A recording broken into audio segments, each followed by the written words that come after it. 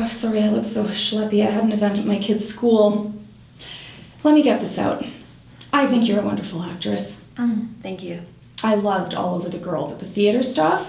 You saw the theater stuff? I was in New York last year for my book, which I will give you a copy. My publisher took me. Great, thank you. You are awesome. Well, Tom directed it. I know, he's very talented. Yeah, he is. Well, they're moving it to Broadway. Yeah. Without me, of course. But Well, he was lucky to have you. How are you doing?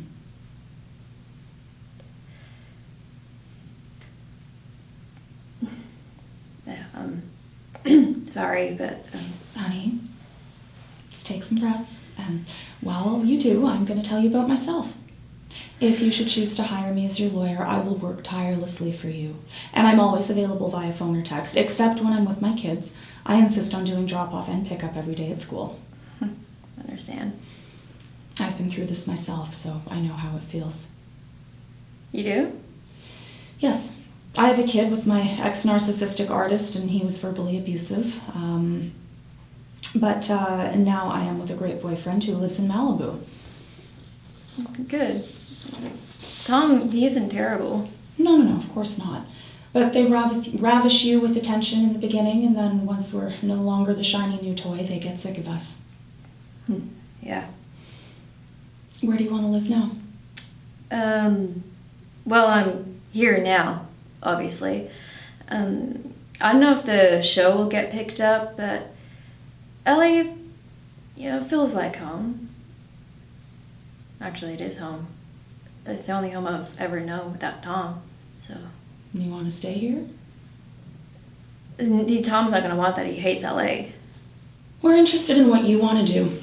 It sounds to me like you did your time in New York. Now he can do some time here. He always said we would, but we just never did. Yeah, to be honest, I don't know what I'm doing. If I'm being selfish or unfair, for wanting to, I want you to listen to me. What you're doing is an act of hope. You understand that? Yeah? You're saying, I want something better for myself. Yeah, I do. And this right now is the worst time. It'll only get better. Isn't that what Tom Petty says? Is waiting for the hardest part? I don't know. I represented his wife during their divorce. I got her half of that song. No, I don't want any money or anything. I just worry because we weren't going to use lawyers. I don't want to be too aggressive. I do want to stay friends with him. We'll do it as gently as possible. Now, can you tell me a little more of what's going on? Part of what we're going to do together is tell your story. It's difficult to articulate because it's not as simple as not being in love anymore. I understand. Why don't you start at the beginning, wherever that is for you? Okay. Well, I was engaged to Harry, living in LA, and felt like, yeah, this is what I want to do, marry Harry and make movies. Wow, Jesus, I was only 18 at the time. And I thought I knew everything, but it's funny, as you get older, like for real, you feel like you know less. But anyway, if I was to be honest with myself, I felt like a part of me was deadish. But you tell yourself, like, no one's perfect. No relationship is perfect, so, yeah. Anyway, you were asking about Tom, so, I was happy with Harry, and, but aware of the deadness, and then I went to New York, to meet a director. He was making some space movie, and while I was there, the producer invited me to see a play. It took place in this apartment with all the lights on, and it was just, it was like nothing I'd ever seen before. It was this strange and just surreal kind of dystopian story, but so well acted. And one of the actors, he was this big shaggy bear, and looked like he was playing his lines, like looking directly at me. I thought that couldn't be the case, but you know, later on I learned that it was. And afterwards I was introduced to the cast, and the bear turned out to be the director. And he talked to me and talked back, and that part, you know, it wasn't dead anymore. It's just, it was just in a coma for a while. It was better than the sex, actually, the talking. Although the sex was kind of like the talking. You know, everything is kind of like everything in a relationship. Just, you find that? Yeah. Yeah. So, we spent the whole night together, and the next day, and I just never left. In the beginning, all the problems were there, too, but it just felt so damn good to feel alive for a while with him, living his life.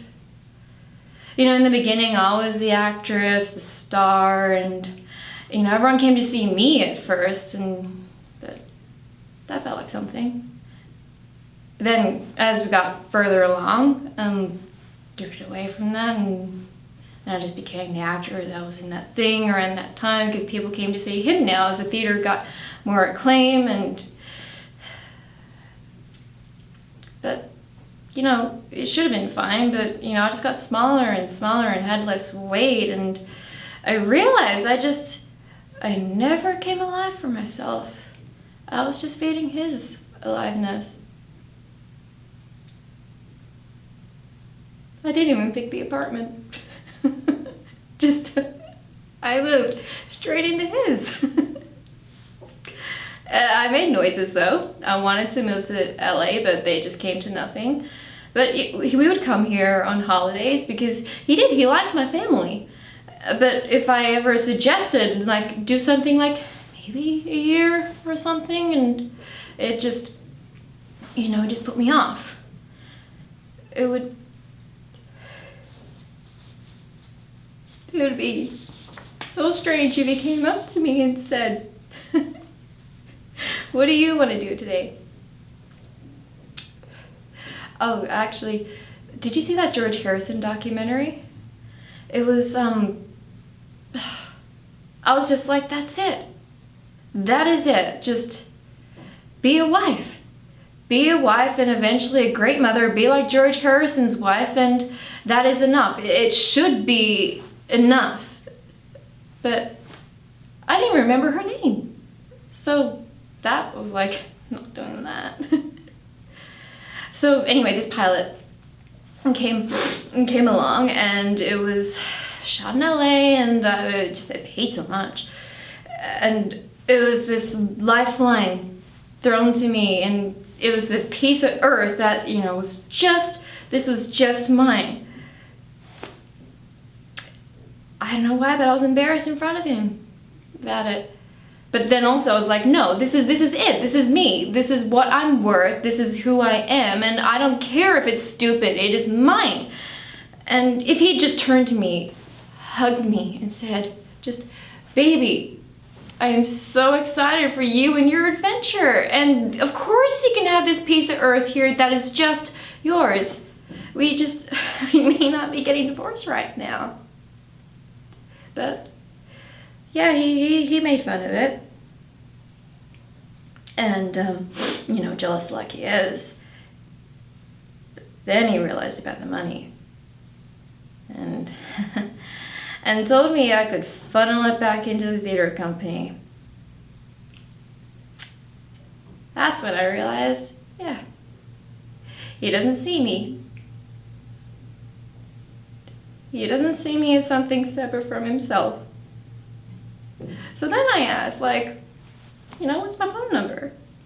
And he didn't even know it. So I left. And I'm pretty sure he's sleeping with the stage manager. What an asshole.